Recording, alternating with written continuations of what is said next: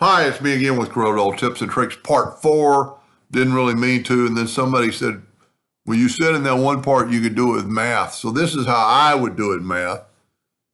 You've still got a 2-point across this way, but you can't really use this number. So what we're going to do, we're going to set our nudge factor on 2. And I'm going to do it with this because it's a little bit easier to understand, but we could still do it with that. I'm going to hit the plus key, and I'm going to make a bunch of them. I am going to group those together, Control G.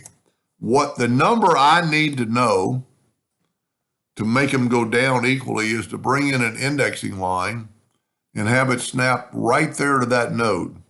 I don't think I'm there. So I'm going to go zoom in a little bit and make it snap right there to that node. Now, I need to measure the distance between there to there. So I'm going to get my parallel dimension tool.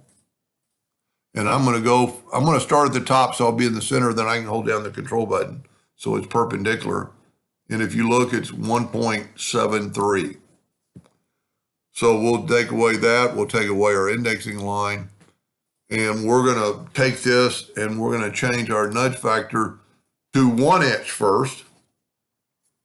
And I'm going to make a duplicate and move it over. Well, that maybe you don't want to do it first. That's just kind of forget about that idea because you can't really see it. So 1.73. Now we're going to hit the plus key and we're going to go down. Now we're going to go that 1 inch. And when I do that, it will be right where it needs to be. Now you could do the exact same thing now, Control D, put it back to 1.73. You know what? I don't know if I grouped this. I made a duplicate before. I'm not even going to group them together. I'm just going to forget 1.73. So I'm going to make a duplicate and move it over twice. And look at that. And now you can grab this, Control D, and move it down 4 times.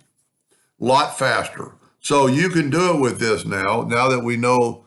I mean, I could have measured this, but it's a lot easier not filled in. We're going to go back to 2. And I'm going to go hit the plus key and move it arrow.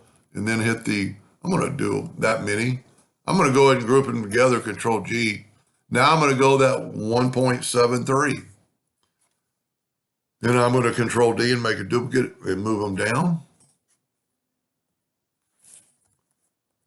And now change it back to 1. And once we've done the 1, we don't have to do it anymore. Now we can go back to 1.73. Or you could double that, but it's so much easier to Control G to Control D. Just do it twice. Do it twice. And you don't even have to grab the other ones. And you could make, this way, you could make a bunch of them. Very, very easy with math, and you're dead on. I think maybe some of you saw this on the one I did here. I wasn't dead on, but I didn't redo the video. This is going to be dead on. This is pretty cool. It looks like plastic bars behind a mesh, a black mesh. So let math be your friend in Corel. Hope that helped. Thank you for watching.